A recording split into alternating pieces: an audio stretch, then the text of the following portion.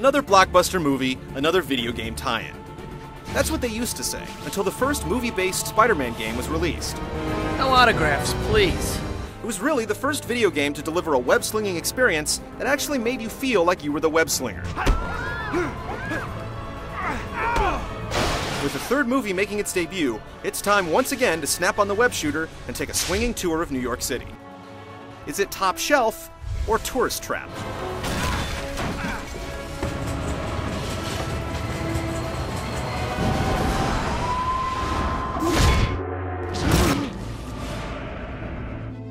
The flick is receiving a lukewarm reception, and the prose in the game manages to eclipse its typicality. Parker! That's the third call I got about giant lizards running amok in Gramercy Park. Giant lizards! Jumping around like a mouse on a hot griddle. It's practically impossible to link all of the various sequences together into one cohesive narrative. What good is a branching storyline if it's told in 4 or 5 brief cinemas and none of them tie into the rest? Light it up. It's a case of trying to do too much in too short a period of time, and it makes it really difficult to care much about the story in Spider-Man 3.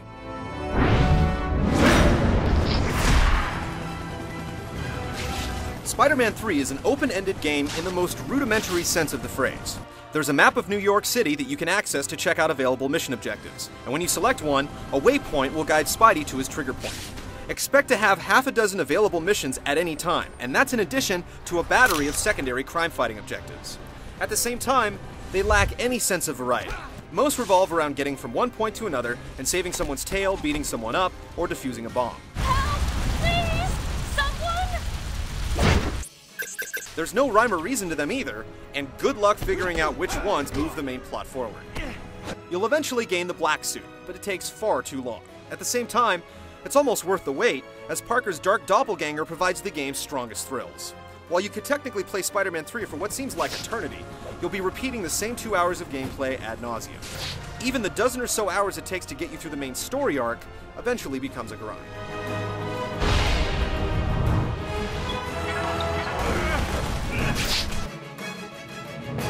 With all of the power seething from the seams of this current generation of hardware, one would assume that big-budget games like Spider-Man 3 would be manipulating the preconceptions of gameplay.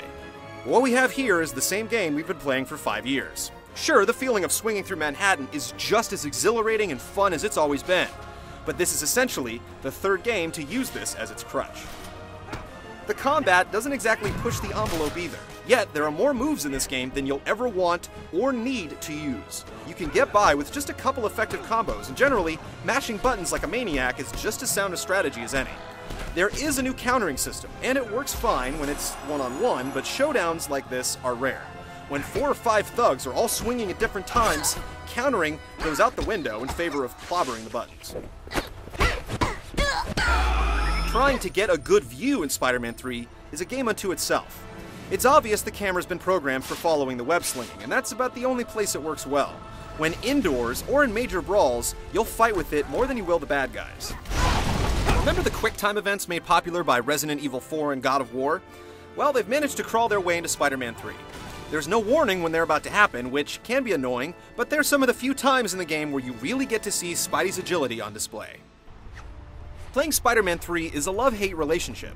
The web slinging is handled well, just like it always is, and the Me Too QuickTime events provide some variety, but the monotonous missions and combat, in conjunction with the finicky camera, manage to keep the enjoyment levels modest. At $60, it's hard to recommend Spider-Man 3 for a purchase.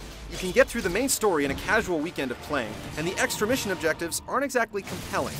Tack on some seriously underwhelming visuals and a problematic camera, and you're left with a game that has its moments, but is ultimately disappointing, even for true believers.